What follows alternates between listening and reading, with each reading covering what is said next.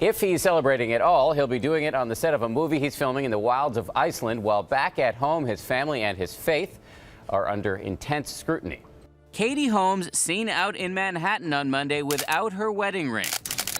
According to sources close to Holmes, one of the main reasons why she filed for divorce was her husband's fierce loyalty to his faith. And now growing speculation about the role of Cruz's religion in her decision to file for divorce. Our weekend anchor Dan Harris is here with much more on this. New details. How Katie Holmes saved Suri from Tom Cruise and Scientology.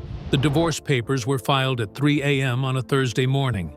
No warning, no discussion. Tom Cruise woke up to find his wife had vanished, taking their daughter with her. Within hours, Katie Holmes had changed her phone number, moved to a secret location, and hired 3 of the toughest lawyers in New York. This wasn't just a celebrity breakup. This was a calculated escape plan that had been months in the making. And what Katie did next would shock the world and change everything we thought we knew about Hollywood's most powerful couple. Katie Holmes was 27 years old when she met Tom Cruise at a dinner party in April 2005. She had grown up in Toledo, Ohio, the youngest of 5 kids in a tight-knit Catholic family. Her father was an attorney. Her mother stayed home to raise the children. Katie wasn't just some starry-eyed actress looking for fame. She had real talent, real training, and a level head on her shoulders. But she also had a secret. Years earlier, as a teenage girl watching Top Gun on her basement TV, she told 17 magazine that she would marry Tom Cruise someday. She even had a poster of him on her bedroom wall. That childhood crush was about to become her reality, and eventually, her nightmare. Their relationship moved fast, faster than anyone expected. Tom declared his love for Katie on Oprah just weeks after they started dating, jumping on the couch like a man possessed. The media called it romance. Looking back, many people call it something else entirely. By October 2005, just 6 months after they met, Katie was pregnant. In November, Tom proposed at the Eiffel Tower in Paris with a massive diamond ring. Everything looked perfect from the outside, but behind closed doors, things were already starting to change. Katie's family noticed it first. She started pulling away from them. Phone calls became less frequent. Visits home stopped altogether. When they did see her, she seemed different, quieter, more guarded. Tom was always around, or someone from his team was there, watching, listening. Katie's father, Martin Holmes, was an attorney with a sharp mind and even sharper instincts. He didn't like what he was seeing, but his daughter was in love, or at least that's what she kept telling everyone. And when you're in love, especially with one of the biggest movie stars on the planet, it's hard to see the red flags until it's too late. Suri Cruz was born on April 18th and in 2006 in Los Angeles. For the first few months of her life, no one saw her. Not Katie's family, not the press, not even close friends. Tom and Katie kept their daughter hidden, which sparked wild rumors. Some tabloids claimed the baby didn't exist. Others said something was wrong with her. The truth was simpler and more disturbing. The Church of Scientology had specific rules about childbirth and the first weeks of a baby's life. They practiced something called a silent birth, where mothers are discouraged from making noise during labor. After birth, the environment must remain completely quiet for 7 days. No talking, no loud sounds, nothing that could create what they call engrams, or negative imprints on the child's mind. Katie followed these rules to the letter, not because she believed in them, but because she had no choice. When the world finally saw Suri in September 2006, she was already 5 months old. The photos were sold to a magazine for millions of dollars, with the proceeds going to charity. But the controlled release of those images said everything about how this family operated. Nothing was spontaneous. Nothing was private. Everything served a purpose, and that purpose usually involved Scientology's interests. Tom Cruise wasn't just a member of Scientology, he was the face of it, the church's most valuable asset. His involvement went back to 1986, when he was introduced to the religion by his first wife, Mimi Rogers. By the time he married Katie, Tom had risen to the second highest level in Scientology, known as OT7. Only David Miscavige, the church's leader, held more power. Tom poured millions of dollars into Scientology. He built facilities, funded programs, and used his celebrity to recruit new members. In return, the church gave him something money couldn't buy: control. They provided him with staff members who answered only to him. They built him a custom motorcycle track at their headquarters. They even audited his girlfriends and wives to make sure they were compatible with Tom's spiritual level. This wasn't just a religion to Tom, it was his entire identity. And now Katie was expected to make it hers too. The pressure started almost immediately after Suri was born. Tom wanted their daughter raised as a Scientologist from day one. This meant specific schools, specific caregivers, and specific teachings that Katie fundamentally disagreed with. Scientology's approach to child rearing is based on the writings of L. Ron Hubbard, the church's founder. Hubbard taught that children are actually ancient spiritual beings called thetans, who have lived thousands of past lives. According to this belief, children should be treated as adults and given adult responsibilities as soon as possible. Physical discipline is discouraged, not out of kindness, but because it's seen as ineffective. Instead, children are audited using the same techniques used on adult members, where they hold metal cans connected to an e-meter, while being questioned about their thoughts and experiences. Katie watched as plans were made for Suri's future education at Scientology schools. She listened as Tom's associates discussed which church members would serve as Suri's caregivers and teachers. She sat through meetings where every detail of her daughter's life was mapped out by people who weren't her parents. And slowly, Katie realized something terrifying. If she stayed, she would lose Suri, not physically, but in every way that mattered. Her daughter would be raised by the church, taught to value Scientology above family, and eventually trained to disconnect from anyone who opposed their beliefs, including her own mother, if Katie ever left. The breaking point came gradually, like water wearing down stone. Katie started researching. She talked to former Scientology members in secret. She learned about disconnection, the church's policy that forces members to cut off all contact with anyone who criticizes Scientology, including family members. She discovered stories of children taken from parents who left the church. She read testimonies from former members who described years of manipulation, control, and abuse. One story haunted her above all others: Nicole Kidman and her children with Tom. Tom and Nicole had adopted 2 children during their marriage, Isabella and Connor. When Nicole and Tom divorced in 2001, the children chose to stay with their father and remain in Scientology. For years, Nicole barely saw them. Isabella and Connor were taught to view their mother as a suppressive person, Scientology's term for anyone who opposes the church. The disconnection was so complete that Isabella didn't even invite Nicole to her wedding. This wasn't by accident. According to former Scientology members, the church worked hard to turn Tom's children against Nicole because she refused to fully commit to their religion. Katie saw her future in Nicole's past, and it terrified her. By 2011, Katie was making plans, but she couldn't let anyone know, especially Tom. She'd seen what happened to other high-profile Scientologists who tried to leave. The church had armies of lawyers, investigators, and members willing to do whatever it took to protect their interests. Tom had even more resources at his disposal. If Katie tipped her hand too early, she knew she might never see Suri again. So she played the role of the perfect wife. She attended Scientology events with Tom. She smiled for the cameras. She gave interviews praising their marriage and their life together, all while secretly meeting with lawyers, setting up bank accounts Tom didn't know about, and planning her escape. Katie's strategy was brilliant in its simplicity and terrifying in its necessity. First, she hired Dennis Wasser, a Los Angeles divorce attorney known for handling complex celebrity cases. But Wasser was just a decoy, someone to handle the California filing while the real work happened elsewhere. Katie's actual legal team was in New York, led by Jonathan Wolfe, a lawyer with a reputation for winning custody cases and protecting clients from powerful organizations. She chose New York for a specific reason.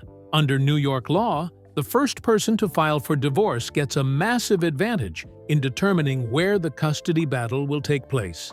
If Katie filed in California, where Tom had unlimited resources and connections, she'd be fighting on his turf. In New York, she had a chance. The second part of her strategy was even more clever. Katie had to file for divorce when Tom was out of the country and couldn't interfere. She tracked his schedule carefully, waiting for the perfect moment. That moment came in June 2012, when Tom left for Iceland to film a movie. The moment his plane took off, Katie put her plan into action. She filed for divorce at 3 in the morning on June 28th, requesting sole legal custody and making it clear she wanted to limit Tom's access to Suri. The filing shocked Tom completely. He had no idea it was coming, but Katie wasn't done. She knew Tom would fight back hard, and she needed leverage. So she did something that took real courage. She went public with her reason for leaving: Scientology. Katie's lawyers made it clear in court filings that she was seeking sole custody specifically to protect Suri from being raised in Scientology. This was a nuclear option. By calling out the church publicly, Katie was painting a target on her back. Former Scientologists had warned her that the church would retaliate, that they'd dig up dirt, spread rumors, and make her life hell. But Katie calculated that public exposure was her best protection. If everyone knew why she left, it would be harder for the church to make her disappear or discredit her quietly. The media explosion was instant. Every news outlet in the world covered the story. Suddenly, Scientology's practices regarding children and families were front-page news. Former members came forward with their stories, backing up Katie's concerns. The church found itself under more scrutiny than it had faced in years, and Tom, for all his power and influence, couldn't control the narrative. Public opinion shifted dramatically in Katie's favor. She wasn't seen as a gold digger or a fame seeker. She was a mother protecting her daughter. That sympathy gave her power that even Tom Cruise couldn't overcome. The settlement came fast, suspiciously fast for such a high-profile divorce. Just 11 days after Katie filed, on July 9, 2012, they reached an agreement. Katie got primary custody of Suri. Tom got visitation rights, but with conditions. The details were kept confidential, sealed by both parties, but people close to the situation revealed some key points. Tom agreed not to expose Suri to Scientology in any significant way. He couldn't take her to church facilities, couldn't have church members involved in her care, and couldn't discuss Scientology teachings with her. In exchange, Katie wouldn't speak publicly about Scientology or her experiences during the marriage. Both sides also agreed to a massive financial settlement that made sure Katie and Suri would never want for anything. The speed of the settlement told its own story. Tom could have fought.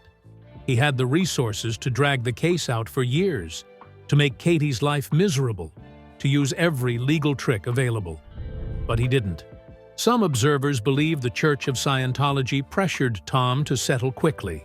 The longer the case went on, the more damage it would do to Scientology's reputation.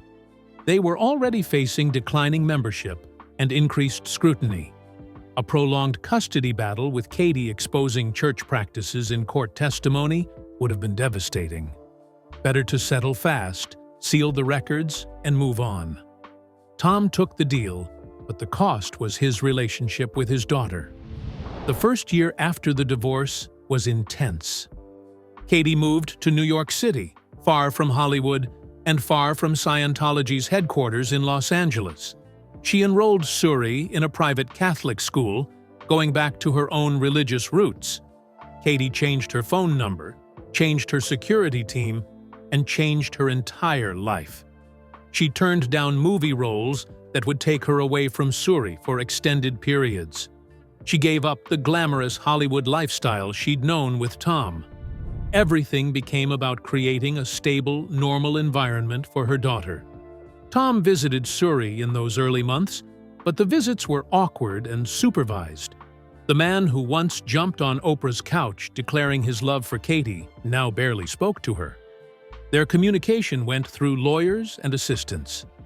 When Tom came to New York to see Suri, Katie made sure she was never alone with him. The trust was completely gone, and as time passed, those visits became less and less frequent. By 2013, something shifted. Tom's visits to Suri dropped dramatically. Multiple reports suggested he saw her only a handful of times that entire year. Former Scientology members who knew the situation explained what was likely happening. The church was pressuring Tom to disconnect from Suri because Katie, as someone who publicly left and criticized Scientology, was considered a suppressive person. In Scientology's worldview, Katie was now an enemy, and children of suppressive persons are contaminated by association. The church likely told Tom that maintaining a relationship with Suri while she lived with Katie would damage his spiritual progress. Tom faced an impossible choice: his daughter or his religion. He chose Scientology. This wasn't just speculation. In 2015, Tom was questioned under oath during a lawsuit he filed against a tabloid magazine. The attorney asked him directly if he'd seen Suri in a certain period. Tom admitted he hadn't. When asked why, he gave vague answers about his work schedule. But the timeline was damning. Tom had time to attend Scientology events, time to film movies, time to travel the world. He just didn't have time for his daughter. The man who once carried Suri everywhere, who called her his best friend, who posted photos of them together constantly, had essentially vanished from her life. Katie never spoke publicly about Tom's absence. She kept her promise not to discuss Scientology or her marriage. But she didn't have to say anything. Her actions said it all. She threw herself into being a single mother. She walked Suri to school every day, waited outside to pick her up, attended every school event and activity. Photos of Katie and Suri became a common sight in New York City. The two were always together, always smiling, always looking genuinely happy in a way they never seemed during the marriage. Katie dated occasionally, but kept those relationships extremely private, never introducing anyone to Suri unless it was serious. She made her priorities crystal clear. Suri came first, second, and third. Everything else was distant fourth. As Suri grew older, the absence of her father became more noticeable. She stopped using the last name Cruz, instead going by Suri Noel, using Katie's middle name. She showed no interest in following her father into acting or entertainment. Instead, she lived a remarkably normal life for a child born into such extraordinary circumstances. She went to regular school, had regular friends, and did regular kid things. This normalcy was Katie's greatest gift to her daughter. By removing Suri from the Hollywood bubble and the Scientology sphere, Katie gave her the childhood she herself had in Toledo. A childhood where you're just a kid, not a spiritual being with past lives, not a celebrity's daughter, not a future church member, just Suri. The impact of Katie's decision rippled far beyond her own family. Other Scientology members noticed what happened.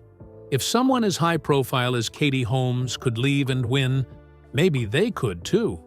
In the years following Katie's divorce, several other prominent members left the church, including director Paul Haggis and actor Jason Beggy.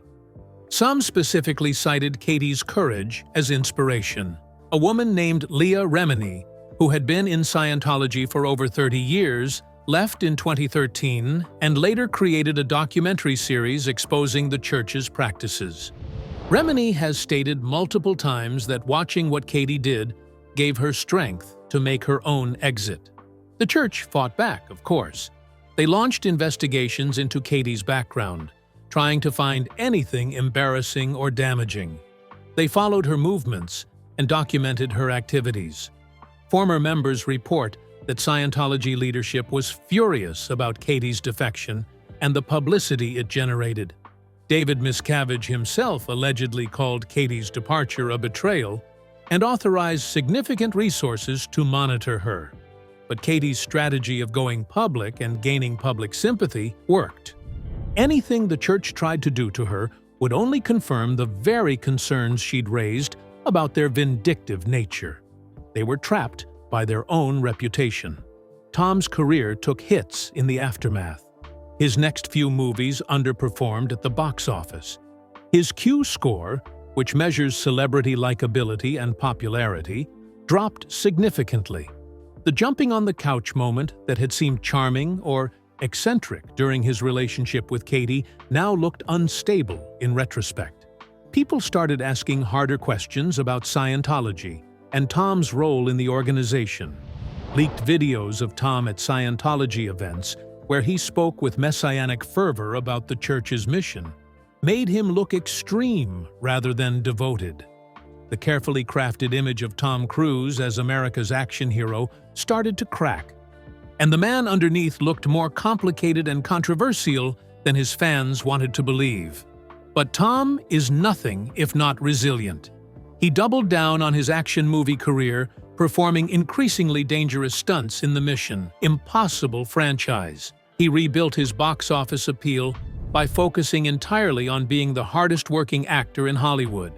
He stopped talking about Scientology publicly, stopped doing interviews about his personal life, and kept everything focused on his work. This strategy eventually paid off. By the late 2010s, his movies were hits again, and younger audiences who didn't remember the couch jumping or the divorce drama embraced him as an action star. Yet he still hadn't rebuilt his relationship with Suri. Sources close to Tom claim he's hurt by the estrangement, that he feels Katie poisoned Suri against him, that Scientology's rules about disconnection don't apply to him because of his special status in the church. These sources insist Tom wants to see his daughter but respects her wishes for space. This narrative paints Tom as a victim of circumstances beyond his control, a loving father kept from his child by a bitter ex-wife, and a daughter who doesn't understand. But the facts tell a different story. Tom had opportunities to see Suri. He chose not to take them. He could have left Scientology, or at least limited his involvement to maintain his relationship with his daughter. He chose not to do that either. These were choices, not circumstances. Katie, meanwhile, raised Suri to be remarkably grounded. Now a teenager, Suri is known for her intelligence and independence. She's passionate about fashion and design, spending hours sketching and creating mood boards. She's fluent in multiple languages. She volunteers at local charities with her mother. Teachers at her school describe her as kind, thoughtful, and surprisingly mature for her age. None of this happened by accident. Katie worked hard to give Suri a sense of normalcy and security that counterbalanced the chaos of her early childhood. Every decision Katie made, from the schools Suri attended to the neighborhood they lived in to the way Katie handled media attention, was designed to protect Suri's emotional and psychological well-being. The financial settlement from the divorce helped, of course. Katie received a reported $400,000 per year in child support until Suri turns 18, plus additional funds for security, medical care, and education. Tom also set up a trust fund that will give Suri access to substantial wealth when she's older. The money meant Katie didn't have to chase high-paying acting roles or endorsement deals to support her daughter. She could be selective about work, only taking projects that fit around Suri's schedule and needs. This financial freedom was crucial to Katie's strategy of creating a stable home environment. But money alone doesn't explain Katie's success. Plenty of wealthy, divorced parents failed to give their children stable upbringings. What made the difference was Katie's absolute commitment to putting Suri first. She gave up the Hollywood lifestyle, the fame, the opportunities to be a major movie star. she accepted becoming tabloid fodder and gossip column material. She lived with security concerns and the constant awareness that Scientology was watching her. She endured criticism from Tom's fans who called her a kidnapper and a manipulator. Through it all, Katie stayed focused on one goal: giving Suri a chance to grow up away from Scientology's influence and control. Looking back, Katie's escape plan was masterful in its execution. She understood that fighting Tom and Scientology head-on would be a disaster. She needed speed, surprise, and public opinion on her side. By filing in New York in the middle of the night while Tom was out of the country, she got speed and surprise. By making Scientology's treatment of children the central issue, she got public opinion. And by settling quickly rather than dragging things out, she avoided the prolonged legal battle that would have given the church time to destroy her credibility. Every step showed careful planning and nerves of steel. Former Scientology members have said Katie's escape was one of the most successful they've ever seen from a high-profile church member. Most people who leave don't have Katie's resources, legal team, or public platform. They suffer harassment, loss of relationships, and financial struggles. Some face literal imprisonment within Scientology facilities. Katie used her privilege and platform to protect not just herself, but her daughter. And she did it in a way that exposed Scientology's practices to millions of people who might otherwise never have known about them. Tom's other children, Isabella and Connor, remained in Scientology. They're both adults now, living lives deeply connected to the church. Isabella married a Scientology member and works as an artist in London. Connor lives in Florida, close to Scientology's spiritual headquarters in Clearwater, and works as a DJ. Both maintain minimal contact with Nicole Kidman, their mother, due to Scientology's disconnection policies. They also have limited contact with Suri, their half-sister, for the same reasons. The contrast between Suri's life and theirs is stark. Suri is free to make her own choices about religion, relationships, and her future. Isabella and Connor's choices are heavily influenced, if not controlled, by church doctrine and leadership. In recent years, Scientology has faced increasing challenges. Membership is declining. Former members are speaking out in books, documentaries, and interviews. Law enforcement and tax authorities are taking a closer look at the church's finances and practices.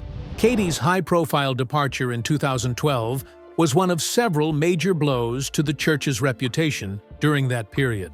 While the church remains powerful and wealthy, it's nowhere near as influential as it was during its peak in the 1990s and early 2000s. Katie played a small but significant role in that decline by showing that even the wife of Scientology's most famous member could leave and survive. Suri is now preparing for college, planning her future, thinking about what she wants to do with her life. She's never spoken publicly about her father or her early childhood. Katie has protected her privacy so completely that Suri has never had to answer questions about Tom or Scientology. That protection is perhaps Katie's greatest achievement. Despite being the daughter of two incredibly famous people, despite being at the center of one of Hollywood's most dramatic divorces, Suri got to have a relatively normal adolescence. She got to figure out who she is without constant media scrutiny or pressure from a controlling organization. The question people always ask is whether Tom will reconcile with Suri. As she gets older and more independent, will she reach out to her father? Will Tom finally leave Scientology to repair that relationship? The odds don't look good. Tom has shown no signs of leaving the church. If anything, his involvement has deepened over the years. And Suri has grown up with Katie's values and Katie's perspective. She's been raised to think critically, to question authority, to make independent choices. Those qualities don't align well with Scientology's demand for obedience and conformity. Even if Tom wanted to rebuild the relationship, the gap between them might be too wide to bridge. Katie has moved on with her life. She dates, She works on projects that interest her. She maintains close relationships with her family in Ohio. But her primary identity is still Suri's mom. That's the role she's most proud of, and the role she's committed to above all others. In interviews, the few times she discusses the divorce, she keeps it brief and focused on gratitude for where she and Suri are now. She never badmouths Tom. She never explains in detail what happened during those years. She simply says she did what she had to do to protect her daughter, and she'd do it again without hesitation. The story of how Katie Holmes saved Suri from Tom Cruise and Scientology is ultimately a story about mother's love and a mother's courage. Katie wasn't perfect. She made the choice to marry Tom, knowing about his involvement in Scientology. She stayed in the marriage for several years, trying to make it work, hoping things would change. But when she realized that staying meant losing her daughter to an organization she didn't believe in, she found the strength to do something incredibly difficult and dangerous. She went up against one of the most powerful men in Hollywood and one of the most vindictive organizations in America. And she won. That victory came at a cost. Katie's acting career never recovered to where it was before the marriage. She's done good work since the divorce, but nothing that approaches the level of fame and success she had in her 20s. Some of that is natural aging in Hollywood, where opportunities for women decrease as they get older. But some of it is undoubtedly because of the divorce and the choices she made afterward. Choosing to be a full-time mom meant turning down roles. Speaking out about Scientology meant making powerful enemies. Standing up to Tom meant being labeled difficult or dramatic. Katie paid those prices willingly because the alternative was unacceptable. Today, when people look at photos of Katie and Suri walking through New York City, they're seeing the result of one of the most daring rescue missions in Hollywood history. They're seeing a mother who went to war to save her daughter and came out the other side intact. They're seeing a daughter who gets to grow up free from manipulation and control, free to choose her own path, free to be whoever she wants to be. That freedom didn't happen by accident. It happened because Katie Holmes, at 33 years old, decided she'd rather risk everything than watch her daughter be consumed by an organization she knew was dangerous. And Suri, laughing and talking with her mother, completely at ease, has no idea how close she came to a very different life. A life of auditing sessions and ethics officers. A life where disconnection from family members who questioned the church was normal. A life where her every move was monitored and controlled. Katie saw that future and said no. She filed those papers at 3 a.m. She faced down lawyers and investigators. She endured smear campaigns and whisper campaigns. She gave up her marriage, her lifestyle, and years of her career, all to give Suri something priceless, a choice. That's what makes Katie Holmes a hero in this story, not just a survivor. She didn't save just herself. She saved her daughter from a fate that Nicole Kidman's children couldn't escape, that countless other children of Scientologists couldn't escape. She proved it was possible to get out, to win custody, to build a new life. And she did it all while maintaining her dignity, keeping her promises about confidentiality, and never using Suri as a weapon in her battles with Tom or the church. The question everyone's still asking is this: did Katie do the right thing by keeping Suri away from Tom and Scientology? Or did she rob a daughter of her relationship with her father? Drop your thoughts in the comments below. I want to hear what you think about this entire situation. If you found this story as shocking as I did, smash that like button and subscribe so you don't miss our next video. Speaking of which, you need to see what's happening with Bruce Willis right now. He's about 70 years old, and how he's living today will break your heart. That video is on your screen right now. Click it, watch it, and I'll see you there.